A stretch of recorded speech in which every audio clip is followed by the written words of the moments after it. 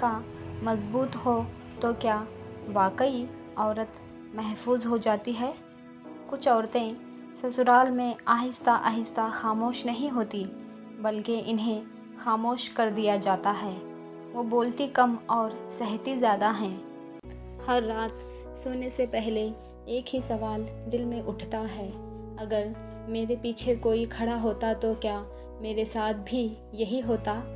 और यही सवाल आहिस्ता आहिस्ता एक यकीन में बदल जाता है, मजबूत मायका, महफूज ज़िंदगी। मगर हकीकत इससे कहीं ज़्यादा गहरी है। ये सच है कि जहाँ मायका मजबूत होता है, वहाँ ससुराल वाले कम अजियत पहुँचाते हैं, क्योंकि वहाँ एक एक्सटर्नल प्रेशर मौजूद होता है। लेकिन असल ताकत यहाँ नहीं होती। असल ताकत उस औरत के अंदर होती है जो जानती है कि वो कहाँ खामोश रहेगी और कहाँ बोलेगी। एक ही घर में दो औरतें रहती हैं, एक हर बार तज़लील सुनकर खामोश हो जाती है, दिल में घुटती रहती हैं। दूसरी नरमी मगर वाज़ी अंदाज में कह देती है, अम्मी मैं इज़्ज़त से बात सुनूंगी, मगर इस लहजे में नहीं। फ़र्क मायके का नहीं, फ़र्क अंदरूनी मजबूती का होता है।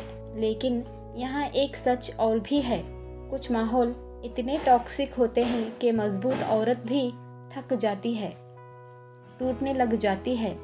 इसलिए मसला हमेशा सिर्फ औरत की मजबूती नहीं होता, कभी कभी पूरा माहौल ही गलत होता है। इसीलिए कुछ औरतें बगैर किसी सहारे के भी बाइज्जत रहती हैं और कुछ मजबूत मायके के बावजूद भी दब जाती हैं। क्योंकि अगर अंदर कमज़ोरी हो या बाहर जुल्म हो तो सिर्फ एक चीज़ काफ़ी नहीं होती। अगर कोई औरत दिन रात काम करने के बावजूद भी जलील हो रही हो तो मसला ये नहीं कि उसका मायका कमज़ोर है, मसला ये है कि वहाँ जुल्म को मामूल बना दिया गया है। वहाँ बाउंड्रीज़ का कोई तसव्वुर नहीं, वहाँ खामोशी को कमज़ोरी समझा जाता है।